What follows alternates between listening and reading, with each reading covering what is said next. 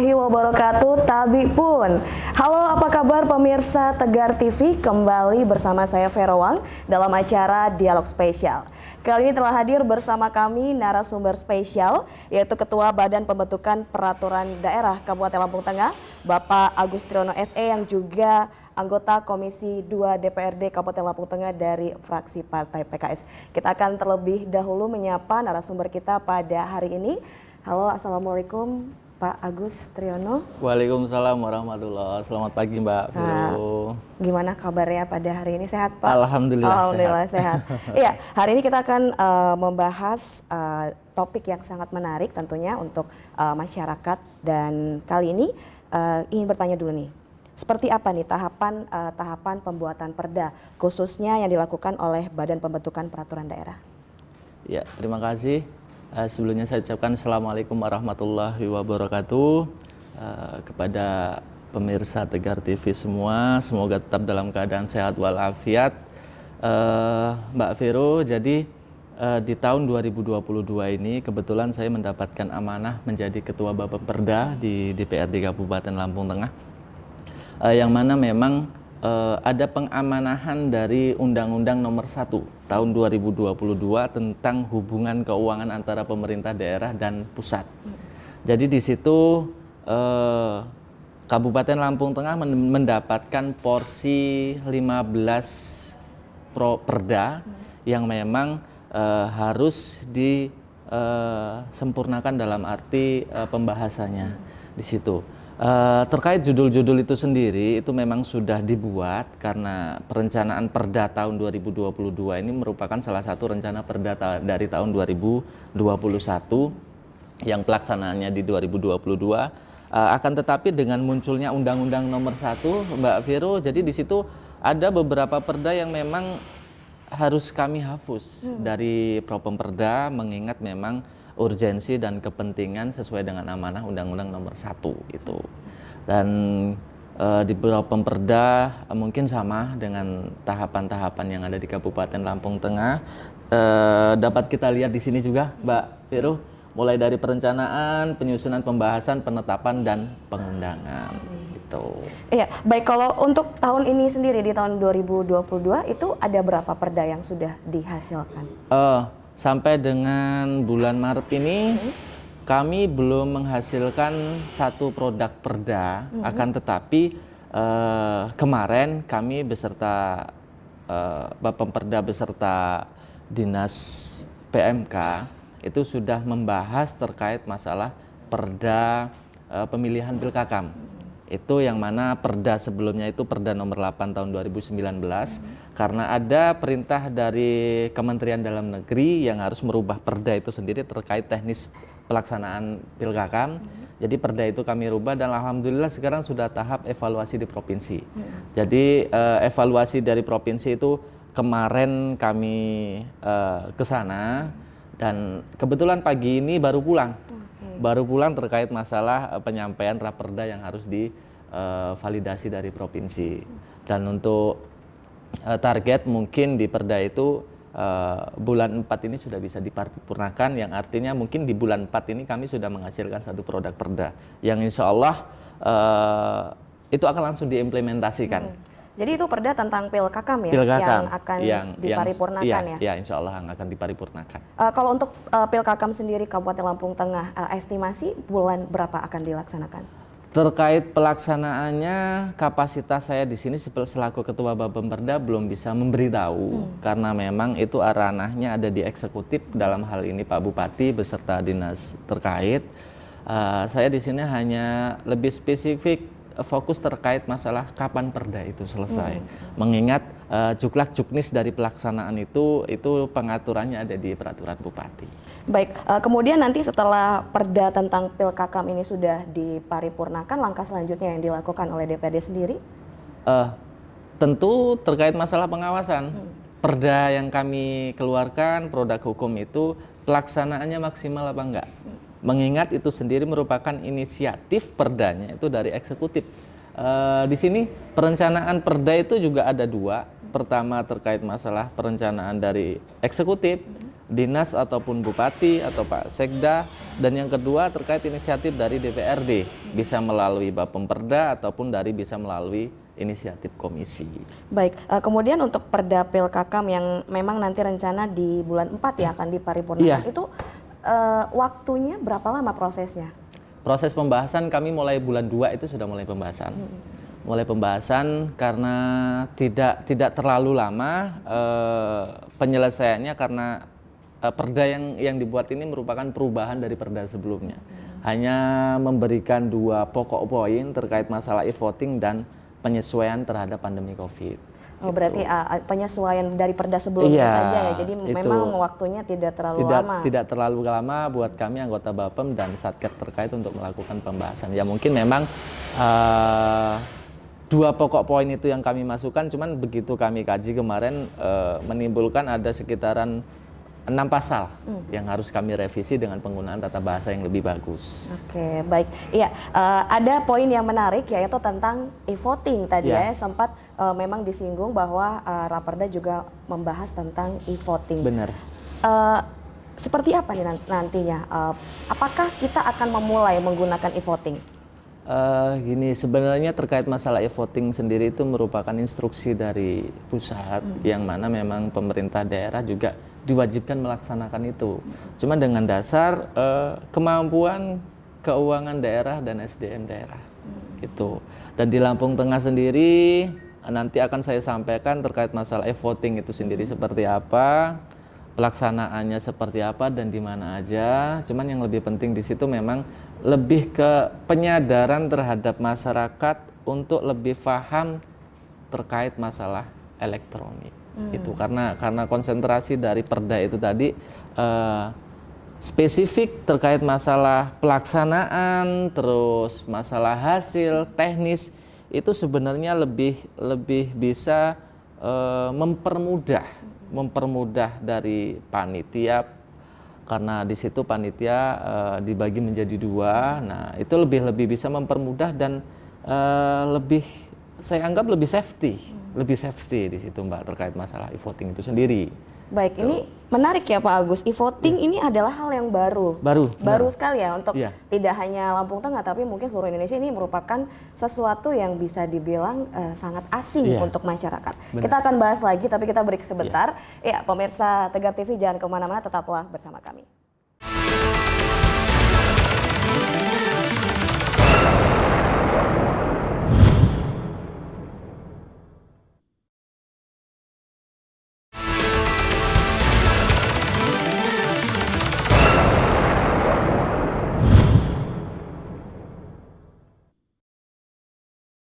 Ya, pemirsa Tegar TV masih bersama saya Verawang di Dialog Spesial dengan narasumber Ketua Badan Pembentukan Peraturan Daerah Bapak Agus Triyono SE yang juga anggota Komisi 2 DPRD Kabupaten Lampung Tengah dari fraksi PKS. Ya, Pak Agus, kita akan melanjutkan nih sesi kedua. Nah, tadi kita sudah singgung di awal bahwa perda itu dibuat melalui beberapa proses. Sebenarnya mungkin bisa diterangkan nih kepada masyarakat seperti apa prosesnya? Iya. Jadi terkait masalah perda sendiri memang ada tahapan-tahapannya Mbak Vero, sebelum dikeluarkan dan dilaksanakan apa isi dari perda itu sendiri. Perda yang sudah kami laksanakan tadi kami sampaikan di situ terkait masalah Pilkakam. Jadi mulai perencanaan itu mulai diusulkan dari eksekutif dinas PMK dalam hal ini. Terus terkait masalah penyusunan kami sudah melakukan kajian yang pastinya terkait penyusunan itu sendiri dengan melibatkan satker terkait, bagian hukum, dan kami juga sudah melakukan konsolidasi studi banding terkait masalah manfaat e-voting itu sendiri. Terus kalau di e-voting itu dilaksanakan di Lampung Tengah nanti akan seperti apa? Itu kami juga sudah mendapatkan wawasan. Kemarin kami studi banding ke Kabupaten Sleman, Yogyakarta, yang mana memang kita di Kabupaten Lampung Tengah belum bisa mengikuti sepenuhnya apa yang dilakukan di Kabupaten Sleman, karena di Kabupaten Sleman kemarin ada hampir keseluruhan kampung itu melaksanakan serentak dengan seluruhnya melaksanakan e-voting. Kenapa saya bilang di situ Kabupaten Lampung Tengah belum bisa melaksanakan itu terkait masalah budgeting, Mbak. Jadi anggaran di Kabupaten Lampung Tengah ini sama-sama kita ketahui bahwa anggaran Kabupaten Lampung Tengah ini hampir 70% itu habis untuk gaji pegawai, belanja pegawai. Itu. Jadi memang itu salah satu hambatan juga benar. untuk Lampung Tengah ya. Salah satu hambatan yang memang mungkin dialami kabupaten hampir mayoritas di Kabupaten Lampung Tengah. Hampir mayoritas. Mayoritas. Karena kemarin juga kami sempat komunikasi sesama teman di kabupaten lain di Provinsi Lampung. Hampir sama, mereka juga terkendala di anggaran belanja gaji pegawai itu tadi. Jadi memang pemanfaatannya kita lebih mengutamakan mana yang efisiensi, terutama terkait masalah pelayanan dasar yang kami utamakan. Selebihnya kita manfaatkan untuk yang memang itu ada instruksi dari pusat, salah satunya Pilkakam secara e-voting, Mbak Viro. Terus terkait masalah pemilihan secara e-voting, perda yang kami bentuk kemarin itu ya saya anggap tidak terlalu mempersulit, baik itu dari calon ataupun dari panitia sendiri terkait masalah perda e-voting. Tergantung nanti pelaksanaan implementasinya, karena di situ di perda itu sendiri dituntut untuk kita, SDM kita untuk lebih produktif lagi. Dalam hal ini menuntut kita untuk lebih cerdas lagi, terutama terkait masalah kepercayaan kita terhadap hasil-hasil yang nanti akan ditimbulkan dari alat-alat dari voting itu sendiri, Mbak Viro. Jadi memang sebelumnya Pak Agus dan tim itu memang melakukan studi banding terlebih dahulu ya. Dan memang kendala yang kita hadapi mungkin sama nih di seluruh Provinsi Lampung itu di anggaran. Nah, apakah kita cukup percaya diri untuk bisa memulai e-voting? Ya, jadi gini, kemarin berdasarkan komunikatif kami Bapemperda dengan pihak PMK dan bagian hukum, karena di sini saya sampaikan terkait teknis pelaksanaan itu ada di eksekutif, yang mana nanti akan bermitra dengan Komisi 1 terkait pelaksanaannya. Cuman di sini kami sampaikan karena saya juga selaku anggota Komisi 2 yang membidangi keuangan daerah, di situ tidak sepenuhnya kita laksanakan, kita hanya mengambil sampling beberapa kampung aja. Percontohan saja, Percontohan aja, yang tentunya tempat yang nanti akan diambil untuk sampling itu sendiri, untuk percontohan itu sendiri, merupakan tempat yang mungkin memenuhi kriteria untuk di situ dilaksanakan e-voting. Baik, gitu. Jadi memang itu tadi ya, dari setelah studi banding kemudian kita melihat memang terkendala anggaran, kemudian langkah selanjutnya untuk sampai akhirnya perda itu benar-benar bisa diparipurnakan seperti apa, Pak Agus? Ya, terkait perda itu sendiri kami masih menunggu hasil evaluasi dari provinsi. Tuh, kemarin kami komunikasi dengan pihak Biro Hukum Provinsi. Di perda itu sendiri sesuai dengan pengetahuan kami di Bapemperda, insya Allah tidak akan ada kendala. Itu di tahapan evaluasi. Selesai tahapan evaluasi mungkin nanti kita tinggal penyiapan untuk diparipurnakan. Di bulan April ini? Insya Allah bulan April. Insya Allah di bulan April ya. Baik, kemudian seperti apa nanti implementasi raperda ini terhadap Pilkakam, terutama di Kabupaten Lampung Tengah? Iya, jadi di perda itu sendiri diatur terkait masalah 3 poin pokok sih, Mbak Vero. Pertama terkait masalah pelaksanaan dilaksanakan secara manual. Itu yang memang sudah menjadi rutinitas pemerintah Kabupaten Lampung Tengah melaksanakan secara manual. Terus yang kedua secara e-voting yang insya Allah nanti akan kita coba implementasikan. Bisa diterima apa enggak nih oleh masyarakat Lampung Tengah. Sepengetahuan kami Bapemperda terkait masalah perda e-voting sendiri itu lebih efisien, efektif, dan apa ya, bisa lebih menghemat tenaga panitia di bawah. Lebih menghemat tenaga panitia. Benar, ya. Karena pelaksanaan e-voting sendiri itu menggunakan alat yang memang sudah direkomendasi sesuai dengan SNI. Dalam hal ini PT Inti yang memang itu recommended dari pemerintah Indonesia selaku pengeluar produk, dan kemarin kami juga sudah melaksanakan kunjungan ke Kemendagri untuk konsultasi, dan di situ juga dilaksanakan pelaksanaan sistemnya seperti apa. Sistemnya seperti Jadi di situ di Kemendagri kami langsung disuguhkan dengan alatnya. Jadi alatnya ini Pak, ini mekanismenya, Bapak, Ibu semua, caranya. iya caranya seperti ini. Dan kami juga anggota selaku Bapemperda juga sudah mempraktekkan hal itu. Dan menurut kami efisiensinya sangat-sangat besar di situ. Cukup efisien ya menurut Cukup efisien. Pak Agus sendiri. Nah, tinggal tingkat penyadaran masyarakat itu lagi. Tapi bagaimana nih secara pribadi nih menurut Pak Agus? Kira-kira nanti apakah mampu SDM kita dengan e-voting ini? Dengan penyampaian dan publikasi tentunya dari pemerintah daerah dan legislatif yang beriringan terkait publikasi penyampaian sosialisasi terhadap masyarakat terkait masalah e-voting itu sendiri. Kalau harapan saya justru malah segera dilaksanakan. Justru malah segera dilaksanakan. Alasannya? Pertama, kita harus pengadaan alat.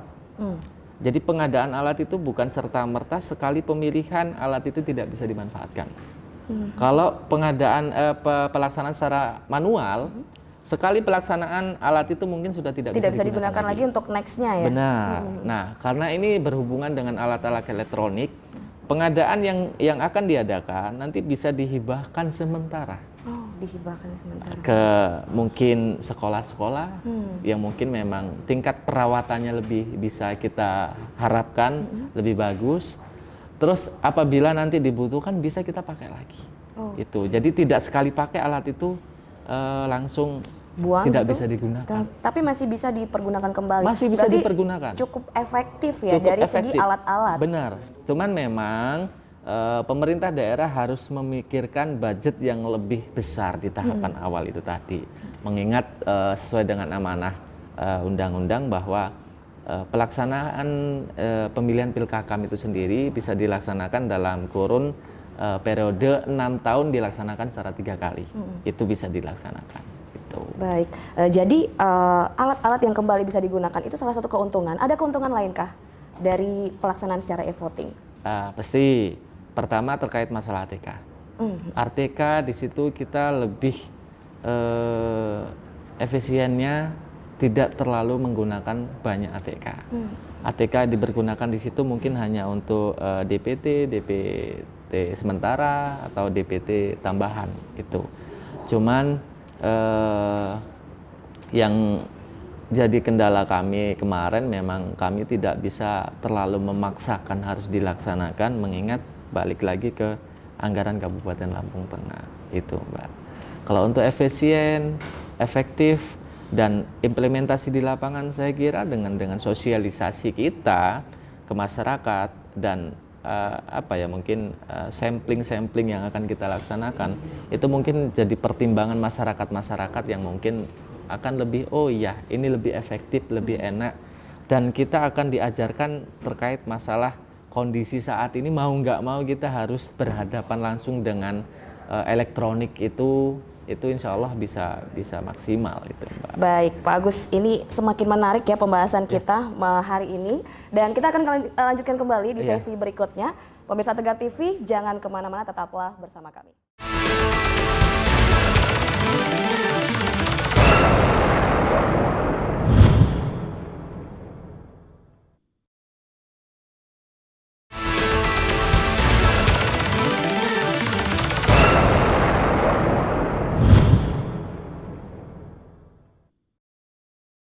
Ya, pemirsa Tegar TV masih bersama dialog spesial dan narasumber kita yaitu Ketua Badan Pembentukan Peraturan Daerah Kabupaten Lampung Tengah Bapak Agus Triyono SE yang juga anggota Komisi 2 DPRD Kabupaten Lampung Tengah dari fraksi PKS. Ya, Pak Agus, kita akan melanjutkan kembali nih pembicaraan kita mengenai Pilkakam di Kabupaten Lampung Tengah yang rencananya akan ada percontohan kampung yang menggunakan e-voting. Sebenarnya Vero penasaran, e-voting ini nanti seperti apa langkahnya Pak untuk masyarakat, Pak? Jadi Mbak Vero sesuai dengan kunjungan dan konsultasi ke Kemendagri terakhir kemarin kami laksanakan di Bapemperda. Jadi terkait masalah e-voting sendiri itu basicnya itu ke elektronik. Yang mana nanti dari PT Inti sendiri itu akan menyediakan beberapa peralatan yang akan digunakan untuk pemilihan secara e-voting. Dan e-voting sendiri itu tidak membutuhkan waktu lama untuk satu orang pemilih untuk memberikan pilihannya. Iya. Di situ sebelum pelaksanaan tentunya tahapan-tahapan itu akan dilaksanakan dalam hal ini panitia di Pilkakam tingkat kabupaten tingkat kampung, karena di Pilkakam ini sendiri ada 2 panitia. Pertama itu panitia tingkat kampung yang dibentuk oleh kampung. Dalam hal ini penetapannya itu di SK-kan dari pihak kampung. Terus yang kedua itu panitia tingkat kabupaten, yang mana itu dibentuk oleh tingkat kabupaten, mungkin biasanya yang dilaksanakan itu tingkatan sekretaris daerah. Itu untuk tingkatan panitia. Terus terkait masalah pelaksanaan, apabila ini yang perlu harus diketahui, jadi kemarin konsultasi kami dan pembahasan itu di situ kami sampaikan memang cukup ulet. Kenapa? Pengalaman dari pemilihan kepala kampung yang sebelumnya itu ada mungkin memang untuk mendulang suara. Kita sama-sama tahu, Mbak, ya. Terkait masalah suara di dalam pemilihan itu sangat penting. Tuh, jadi mungkin nanti dari beberapa calon itu akan memberikan suatu apa ya, mungkin dalam peta politik itu supaya suara itu bisa bertambah. Dan kami harapkan di dalam pemilihan kepala kampung itu kita lebih sifatnya efisien lah. Mengingat begini, tidak semua kepala kampung, incumbent atau baru, itu paham akan kampung. Pertama. Terus yang kedua, harapan kami selaku calon nanti, tolong diluruskan dulu niatnya. Jadi jangan punya ada niat, apalagi di situ mau berbisnis dengan rakyat. Jangan sampai ada hal seperti itu. Terus di situ juga diatur bahwa calon itu tidak harus berdomisili di kampung tersebut. Boleh dari kampung lain? Boleh dari kampung lain selagi memang mungkin dari ketentuan persyaratan sebagai calon itu boleh. Itu. Terus di dalam konsep kemarin kami pembahasan itu ada problem satu, misal nih calon kepala kampung A karena mungkin pengen suaranya bertambah, dia mendatangkan orang yang mungkin ber-KTP di situ, cuman sudah lama merantau, didatangkan lagi untuk memberikan suara. Tuh, jadi kami harapkan terhadap panitia nanti terkait masalah pendataan suara DPT sebelum ditetapkan itu ada masa sanggahan terhadap DPT yang sudah disusun panitia, dan syarat utama yang bersangkutan bisa memberikan suaranya adalah terdaftar di daftar pemilih tetap. Itu sudah baku dari kami.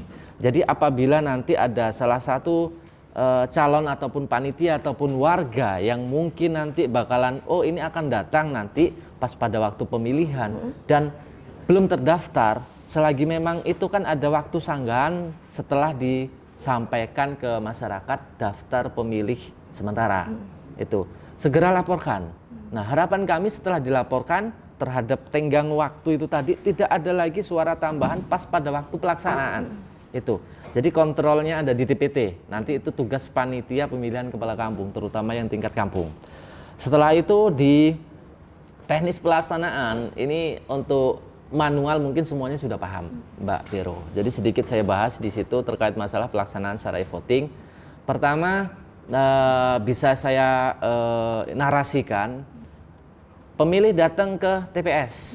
Di situ tentunya nanti sudah akan diatur sama panitia.